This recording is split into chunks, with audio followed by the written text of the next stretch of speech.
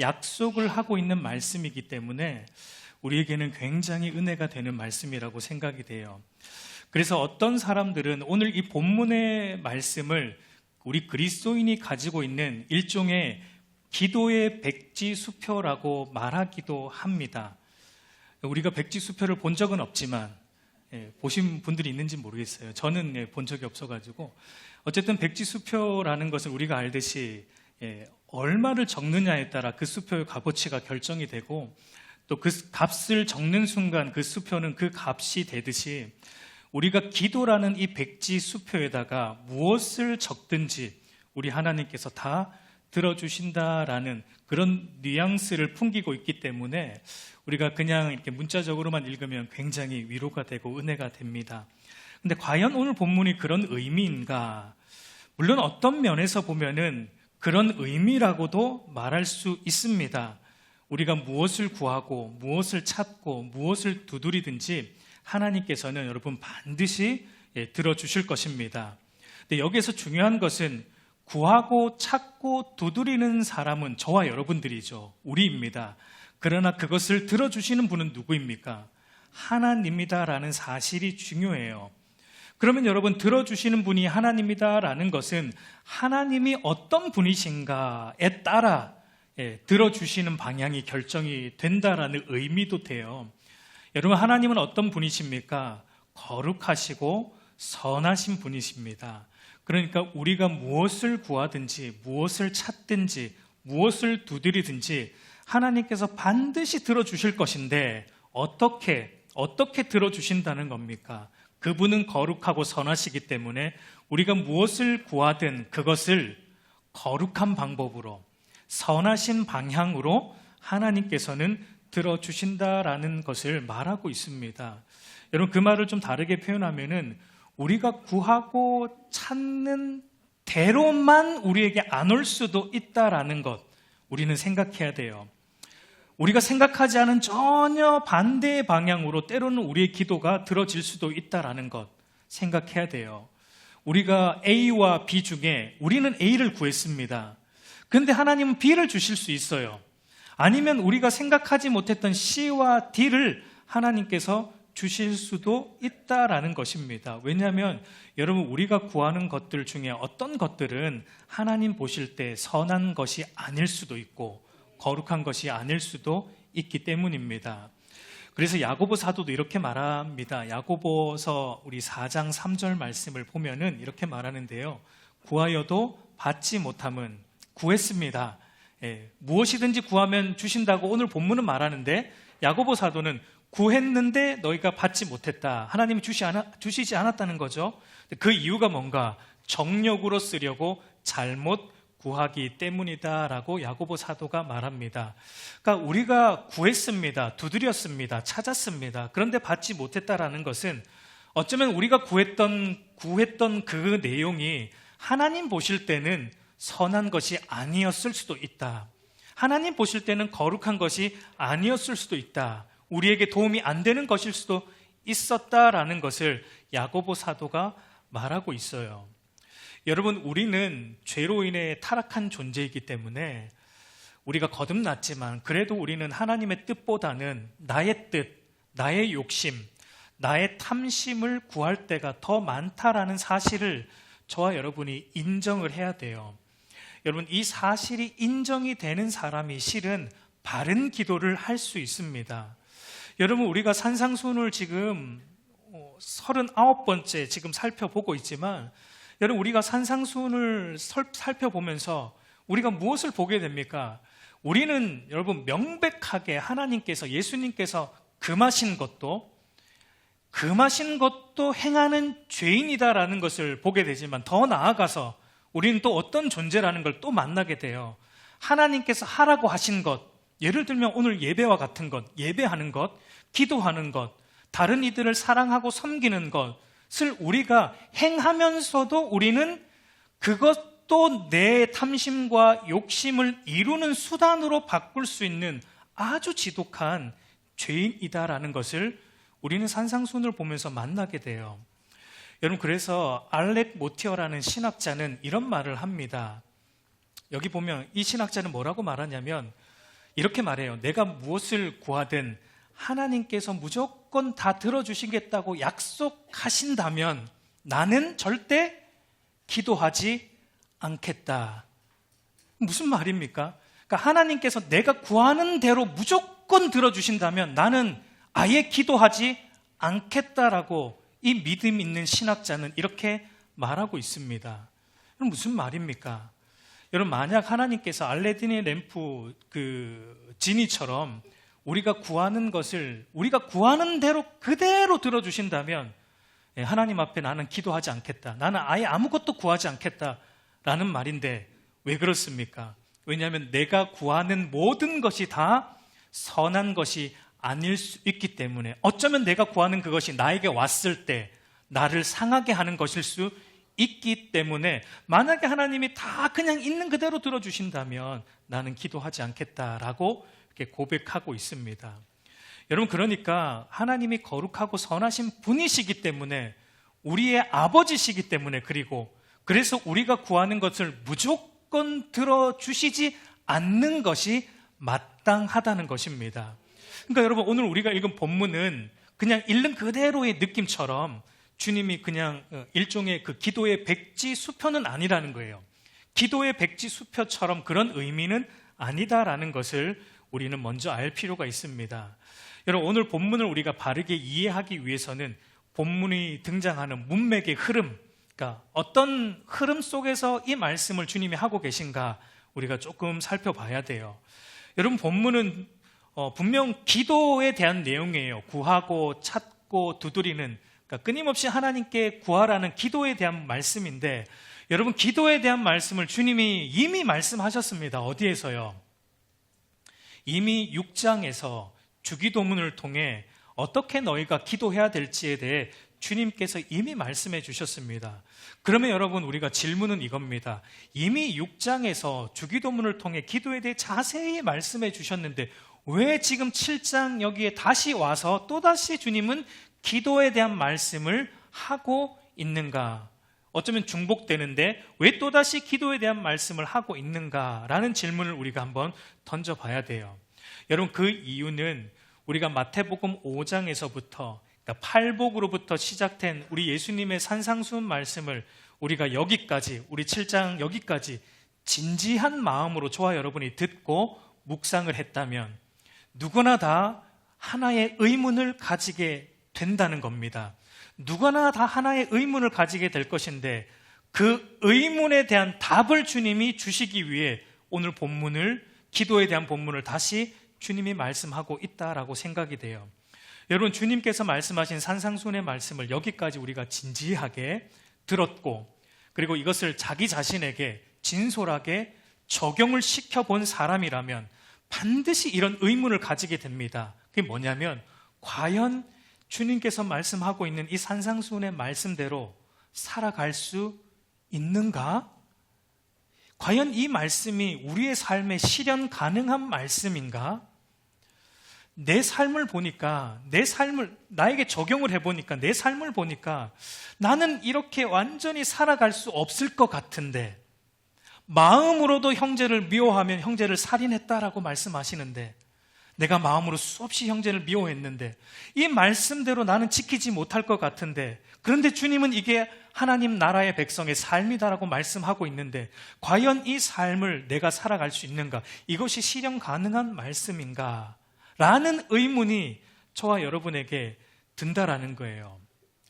지난주에 어떤 분과 대화를 하는 가운데 이런 말씀을 하셨어요. 갈수록 말씀이 어려워진다라는 말씀을 하시더라고요.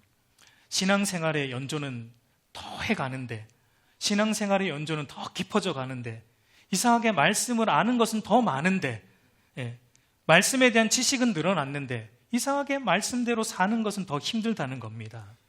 여러분, 그게 정상이에요. 신앙생활의 연조가 더해 가면서 우리가 말씀대로 사는 게 너무 쉬워지고 있다? 이거 이상한 겁니다. 사실은 반대예요. 여러분, 더 아는 건 더 많아지는데, 맞아요. 성경을 통해 더 많은 예수님에 대한 것들을 배우게 되지만 그러나 말씀대로 살아가는 것이 실은 더 힘들어지는 것이 바른 신앙생활의 모습이에요. 그러니까 우리가 산상수훈을 지금까지 이 39차례 보다 보면서 우리 안에 그런 의문이 들어야 돼요. 과연 이걸 살아갈 수 있는 건가? 내가 그렇게 못 살 것 같은데. 여러분, 우리가 다 보진 않아도 우리 앞선 문맥, 그러니까 7장 1절에서 6절까지만 보더라도 다른 이들의 잘못에 대해 함부로 정죄하고 비판하지 말라는 말씀만 우리에게 적용해도 어떻습니까? 우리가 그렇게 하고 있습니까? 여러분, 한 주 동안 아무런 여러분 남들에 대한 뒷담화 여러분 안 하고 사셨습니까? 여러분, 인간이 희열을 느끼는 순간이 많지만 그 중에 탑순위에 드는 희열이 뭡니까? 남 뒷담화할 때, 기분이 이렇게 좋아지면 안 되는데 왜 사람들이 다른 이들에 대해 쉽게 정죄하고 비판하는 일을 합니까? 여러분, 그 안에 희열이 있기 때문이에요. 왜냐하면 다른 이들에 대해 비판하고 정죄하는 것을 통해 궁극적으로 나는 저 사람과 다르다라는 것을 주장함으로 나의 가치를 높이고, 나의 가치를 그렇게 비교하는 것을 통해 높임으로 그 안에서 기쁨과 희열과 자기 만족을 타락한 인간은 느끼기 때문입니다. 근데 여러분, 문제는 그 사람의 잘못에 대해 정죄하고 비판하는 나 자신도 보면은 그 사람과 동일한 죄를 짓고 있는 동일한 죄인이라는 것입니다. 죄의 형태와 방법은 다를 수 있습니다. 죄의 강도가 다를 수 있지만 근본적으로는 동일한 죄를 짓고 있는 똑같은 죄인이라는 것을 우리는 부정할 수 없는 사실이에요. 그래서 여러분, 산상수훈의 말씀을 정직하게 듣고 있으면 솔직히 말해 우리 안에 번뇌가 와요. 갈등이 옵니다.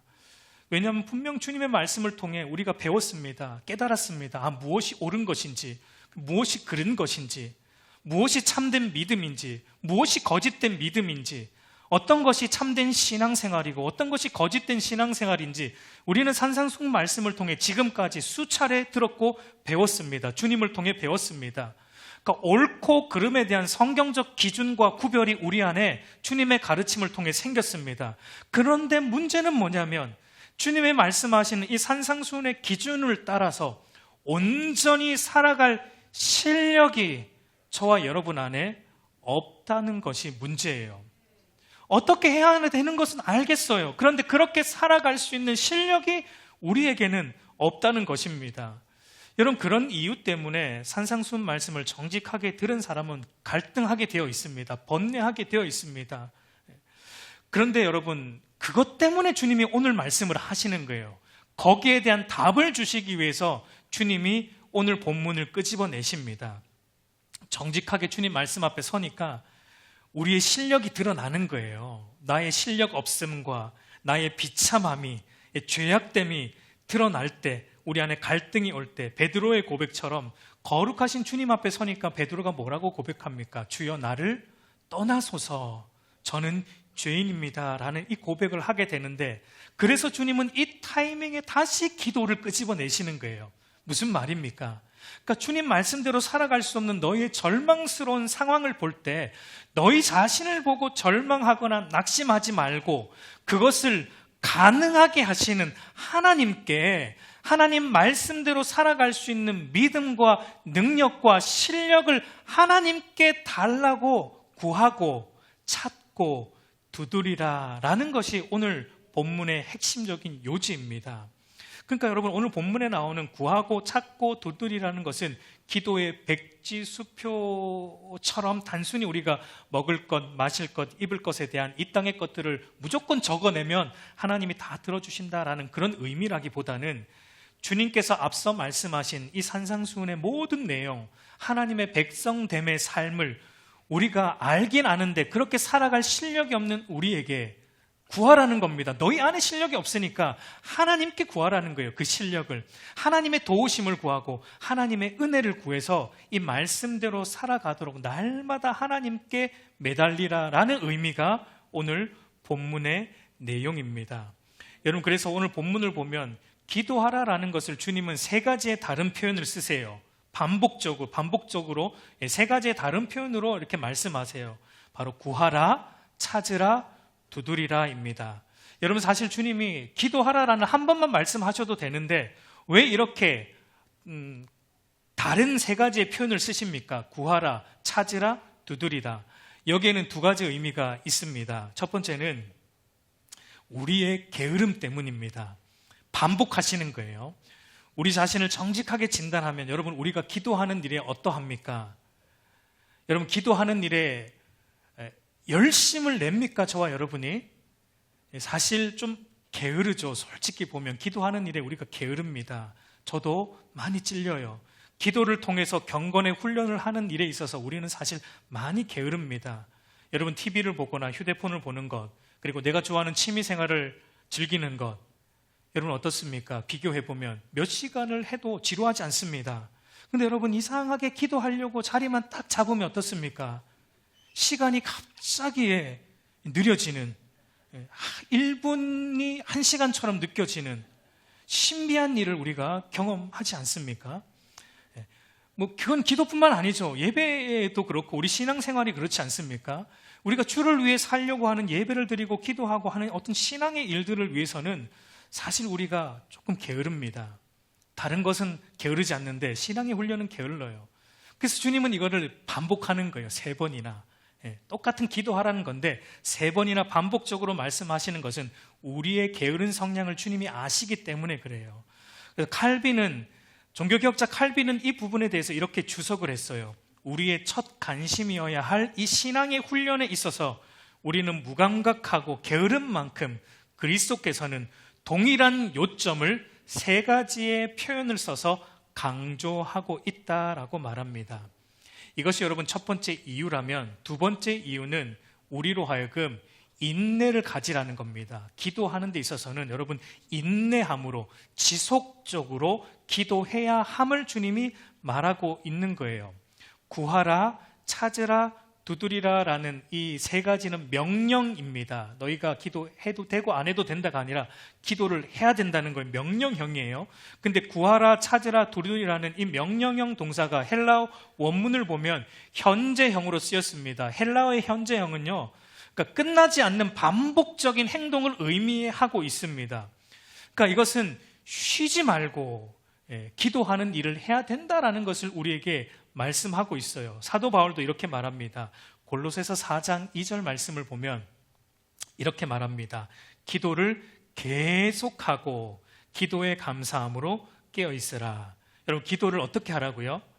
계속하고 라고, 기도의 어떤 그 지속성을 우리에게 강조합니다. 데살로니가 전서 5장 17절 말씀도 이렇게 말합니다. 쉬지 말고 기도하라. 기도를 하는데 어떻게 해야 된다고요? 쉬지 말고 해야 된다라는 겁니다. 그리고 사무엘 선지자도 이렇게 말했어요. 사무엘상 12장 23절을 보면 이렇게 말합니다. 우리 한번 같이 읽어볼까요? 나는 너희를 위하여 기도하기를 쉬는 죄를 여호와 앞에 결단코 범하지 아니하고 선하고 의로운 길을 너희에게 가르칠 것인즉. 여러분, 사무엘 선지자는 그리스도인이라면 기도를 하지 않는 것은 죄라고까지 말하고 있는 것을 보게 돼요. 그러니까 여러분, 6장에서 말씀하신 주기도문은 우리에게 어떻게 기도해야 되는지, 어떤 내용으로 기도해야 되는지, 그러니까 기도에 대한 기본적인 지침을 주기도문을 통해 주님이 가르쳐 주셨다면, 오늘 이 7장에 나오는 오늘 본문은 뭘 강조하고 있냐면 기도의 지속성입니다. 너희가 주기도문을 통해 기도를 이렇게 배웠다. 주기도문을 통해 이제 기도의 방법을 배웠다. 그러면 그 기도의 방법, 바른 방법을 가지고 기도는 어떻게? 쉬지 말고 지속적으로 끊임없이 너희가 기도를 해야 된다라는 것을 오늘 본문이 이렇게 구하라, 찾으라, 두드리라는 반복적인 표현으로 우리에게 강조하고 있습니다. 여러분, 우리가 왜 쉬지 않고 기도해야 합니까? 우리가 왜 쉬지 않고 기도해야 되는 것입니까? 여러분, 우리는 하나님의 도우심과 은혜가 없으면 단 한순간도 하나님 뜻대로 살 수 없기 때문입니다. 여러분, 오늘 우리가 하나님의 도우심과 은혜로 하나님 말씀대로 살았다고 내일도 그렇게 살게 된다는 법이 있습니까? 없습니다. 우리가 내일도 하나님의 뜻대로 살기 위해서는 내일도 우리는 동일한 하나님의 은혜와 동일한 하나님의 도우심을 구해야 돼요. 지속적으로 구해야 돼요. 하나님의 도우심과 은혜를 매 순간 의지해야 되고 구해야 됩니다.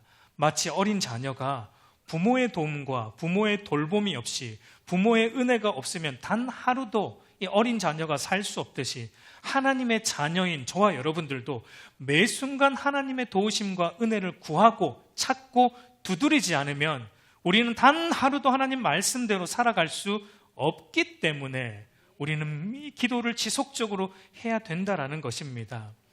여러분, 어린 자녀를 우리가 생각해 볼 때 어린 자녀가 부모님과 함께 집에 있을 때 모습을 한번 생각해 보세요.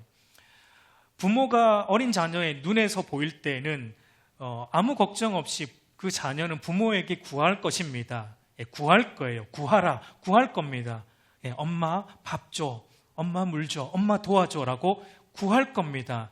근데 부모님이 자기의 시야에서 사라지면 그 다음 나타나는 어린 아이들의 행동이 무엇입니까? 찾기 시작합니다. 두리번 거리면서 우리 부모님이 어디 있나 찾기 시작합니다. 그런데 찾아도 보이지 않습니다. 그러면 그 다음에 어린아이들이 하는 행동이 무엇입니까? 문을 열어보기 시작해요. 방문을. 그리고 방문이 닫혀 있으면 어떻게 합니까? 두드리기 시작합니다. 소리치면서 문 열어 그러면서 문을 아주 세게 두드리기 시작합니다. 그런데 여러분, 구하고 찾고 두드리는 이 액션, 세 가지 액션이 결국은 누구를 찾는 겁니까? 부모를 찾는 거예요. 그러니까 여러분, 하나님이 왜 우리에게 구하라, 찾으라, 두드리라 라는 이 사실은 어린아이들의 표현입니다. 어린아이들이 하는 행동을 묘사하고 있는 거예요. 그러니까 이 세 가지 행동을 통해서 하나님이 우리에게 말씀하고자 하시는 것은 어린아이가 부모가 없이는 살 수 없는 그 부모에 대한 전적 의존성, 기도가 그런 거라는 겁니다. 기도라는 것은요, 하나님 없이는 살 수 없습니다라는 하나님에 대한 전적 의존성을 말한다라는 것을 주님은 표현하고 있는 거예요. 하나님, 저는 한순간도 하나님 없이는 살 수 없습니다. 하나님, 제 시야에서 사라지시면 안 됩니다. 그래서 우리는 하나님을 찾습니다. 그리고 뭔가 하나님이 나에게서 멀어진다 느끼면 우리는 어떻게 해요? 처음에는 구하지만 그 다음은 또 찾습니다. 갈망합니다. 그리고 그래도 우리가 부족하다 싶을 때 두드리기 시작합니다. 두드리면서 하나님 앞에 더 나아가고자 발버둥 치는, 하나님 없이는 살아갈 수 없는 어린아이와 같은 진실된 신앙의 모습을 주님께서 말씀하고 있는 것입니다. 여러분, 이렇게 우리가 하나님을 매 순간 찾고 구할 때 하나님은 어떻게 해주신다라고 약속하십니까? 구하는 이마다 받을 것이요, 찾는 이가 찾을 것이고 두드리는 이에게 열릴 것이다 라고 하나님께서 반드시 들어주신다고 약속하고 있다라는 것을 여러분 기억하시기 바랍니다.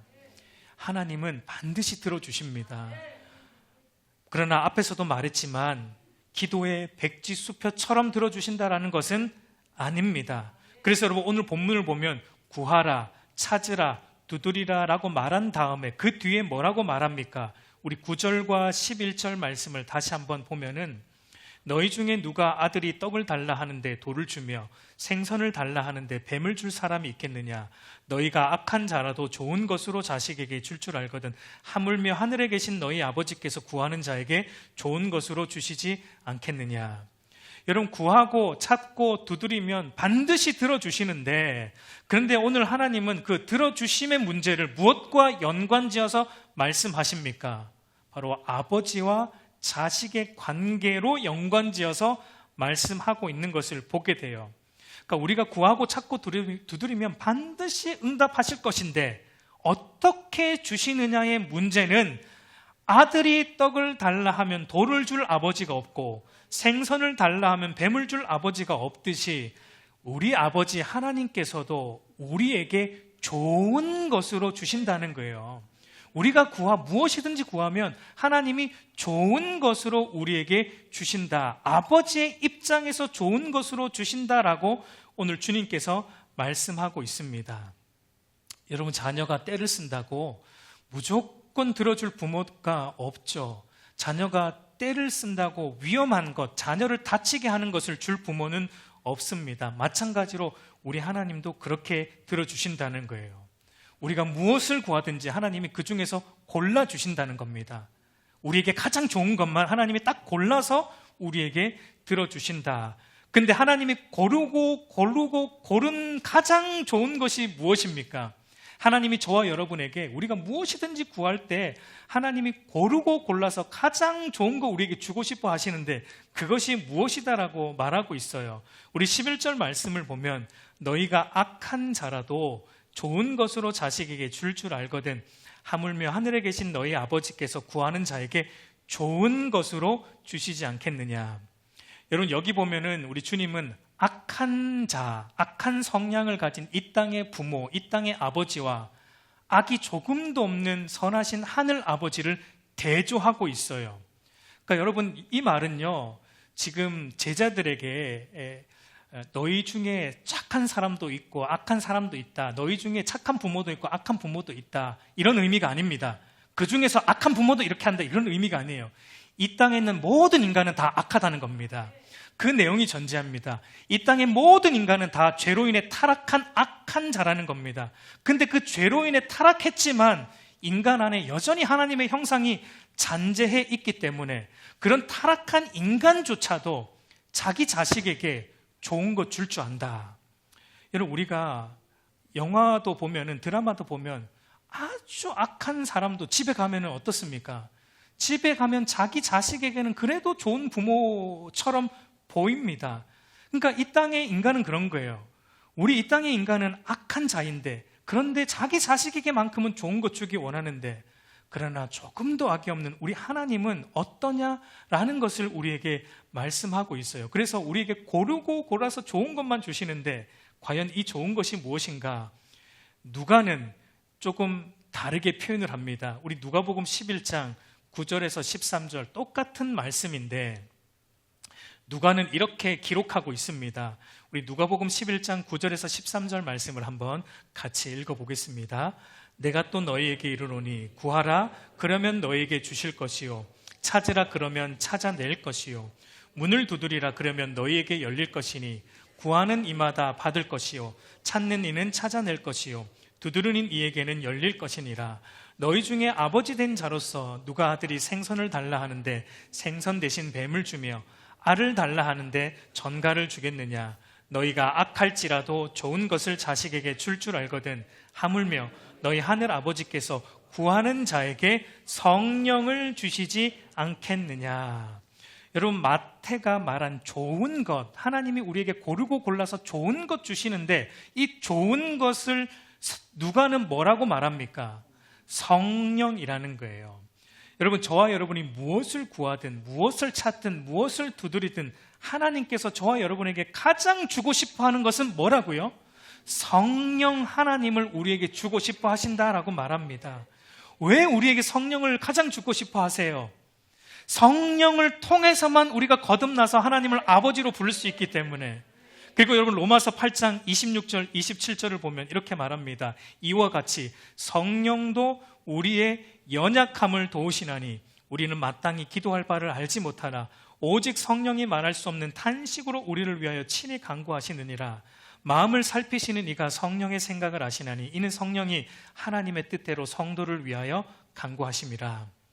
거듭났지만 여러분 우리가 여전히 연약해요. 여전히 연약합니다. 그래서 성령 하나님께서 우리의 연약함을 돌보아 주시기 때문에 우리에게 무엇보다 필요한 것은요 성령 하나님이다라는 겁니다. 우리 안에 있는 이 죄의 본성은 날마다 하나님 말씀대로 살아가지 않으려고 발버둥 치는데 성령께서 도와주신다는 거예요. 그러면 안 된다. 우리로 하여금 돌이키게 하시고 이 길로 가야 된다. 우리가 늘 넓은 길로 갈 때 우리 안에 계신 성령께서 우리를 도우십니다. 그 길이 아니다.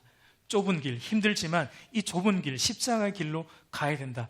성령이 우리를 도와주시는 거예요. 여러분 이런 성령의 도우심이 없으면 우리는 단 하루도 살 수 없습니다. 하나님 말씀대로 단 하루도 우리는 살아갈 수 없어요. 그런데 혹 여러분 실망하셨습니까? 내가 물질의 문제를 놓고 구하고 찾고 두드렸는데 물질이 아니라 성령을 주신다니. 직장의 문제를 놓고 이렇게 구하고 찾고 두드렸는데 이 직장이 해결되는 게 아니라 성령을 주신다니. 내가 자녀의 문제를 놓고 그렇게 구하고 찾고 두드렸는데 이 자녀의 문제가 해결되는 게 아니라 성령을 주신다니. 이게 과연 좋은 것인가? 여러분 혹시 그렇게 실망하시진 않으셨는지 모르겠습니다. 여러분 그러나 지나고 보면 제일 좋은 거예요.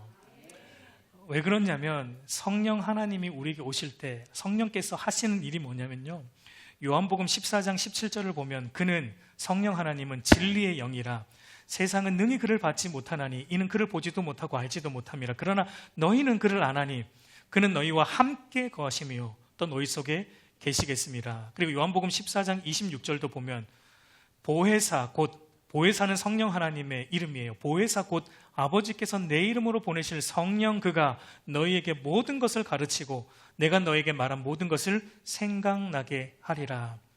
여러분 성령 하나님은 우리 가운데 오셔서 해주시는 일이 뭐냐면 보혜사, 위로하는 분, 도와주시는 분. 성령 하나님은 우리 가운데 오셔서 우리를 도우시고 위로해 주세요. 무엇으로? 그는 진리의 영이세요. 하나님의 말씀으로 우리를 하나님께로, 그리스도께로 인도하심으로 우리를 위로하시고 우리를 도와주십니다. 여러분 그러니까 우리가 구하고 찾고 두드리는 자에게 가장 좋은 것, 성령을 주시겠다라는 하나님의 이 기도 응답은 이런 겁니다.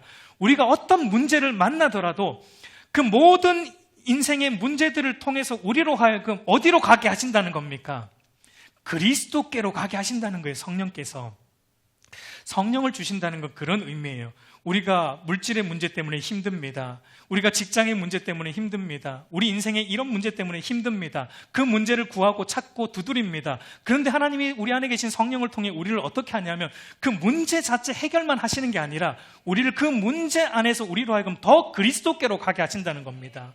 더 그리스도를, 그 문제를 통해서 그리스도를 보게 하시고 그리스도의 말씀으로 나아가게 하셔서 우리를 더 그리스도 안에서 참된 만족과 행복을 추구하도록 도와주신다는 거예요. 도와주신다는 거예요.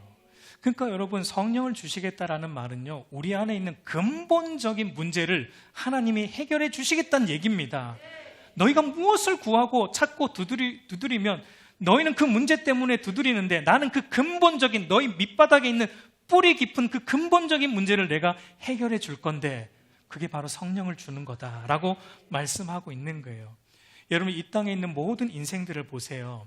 겉으로 볼 때 행복해 보이고 만족을 누리고 있는 것 같지만, 그래서 겉으로 볼 때 세상 사람들이 물질을 버는 것을 통해 자기의 만족을 추구하고 행복하고자 하고 권력과 명예와 이 세상 것들을 통해 자기들의 문제를 해결하려고 하지만 여러분 그것을 손에 넣어도 그들 안에 참된 행복과 만족이 있습니까?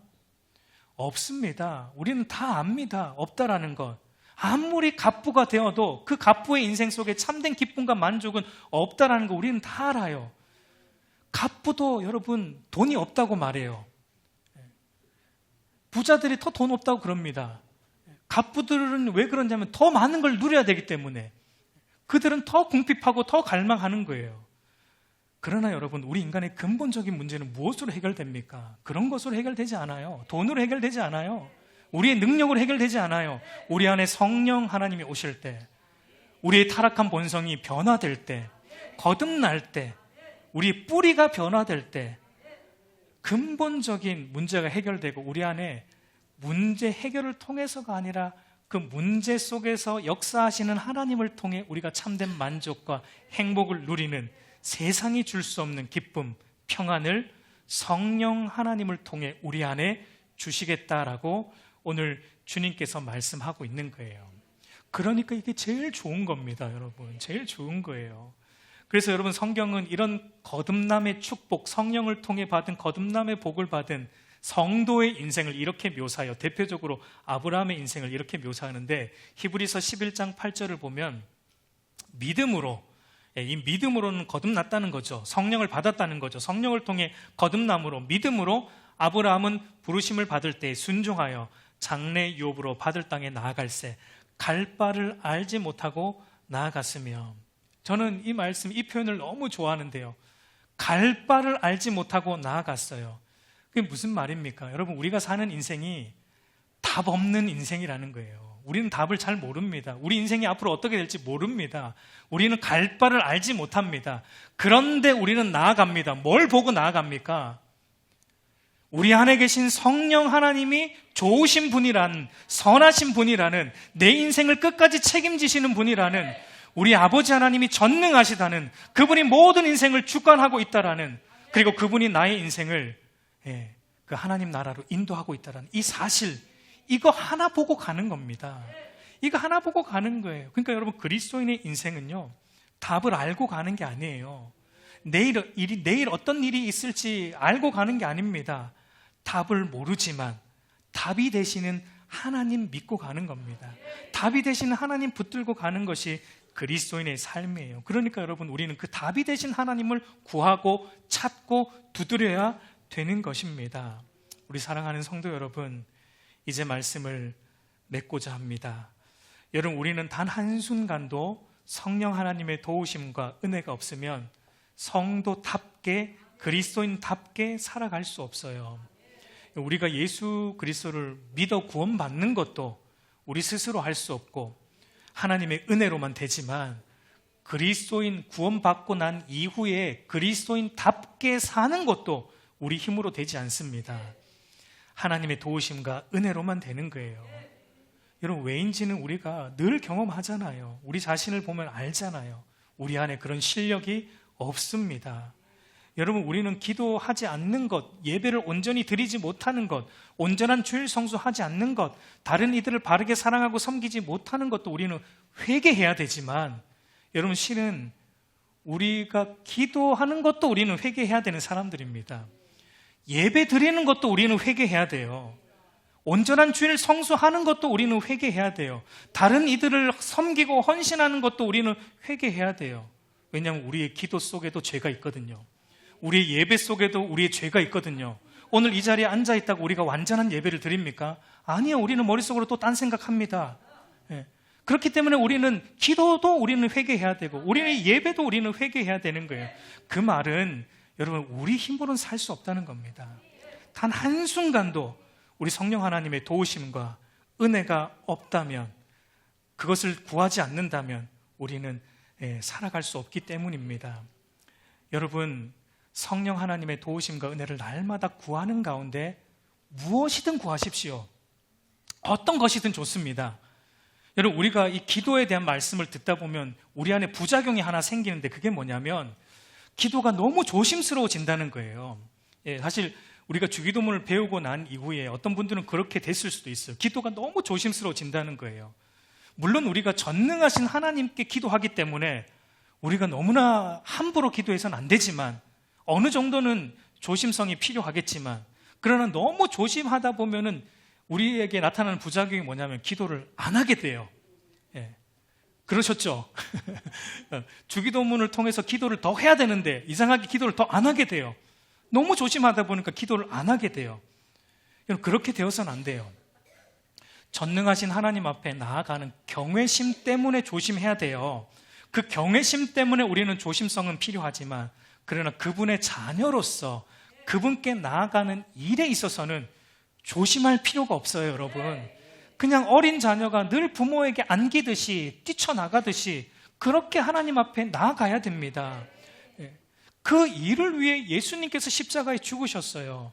예수님이 십자가에 죽으심으로 그 휘장을 찢으셨잖아요. 이제 그 누구나 다 예수 그리스도를 믿는 믿음으로 하나님의 임재 앞에 나아갈 수 있습니다. 그것이 바로 구하고 찾고 두드리란 말입니다. 그냥 나오라는 거예요. 어떤 것이든 좋으니까 들고 나오라는 겁니다. 이건 너무 유치할 것 같은데 괜찮아요, 여러분. 이 기도는 너무 하나님 앞에 좀 유치한 기도가 아닌가? 괜찮아요. 그거 여러분들이 판단하지 마세요. 그냥 아무거나 다 들고 오세요. 우리가 제일 좋아하는 돈 문제 들고 오세요. 괜찮아요. 기도하십시오. 괜찮습니다. 돈 달라고. 필요한데 어떡합니까? 달라고 기도하십시오. 아무거나 들고 다 기도하십시오. 괜찮습니다. 괜찮아요. 왜 괜찮냐고요? 그분이 우리 아버지시기 때문에 괜찮은 거예요. 그분은 우리 아버지세요. 괜찮습니다. 무엇이든지 여러분 들고 오세요. 기도하세요. 우리에게는 안전장치가 있어요. 하나님이 좋은 것만 주신다는 안전장치.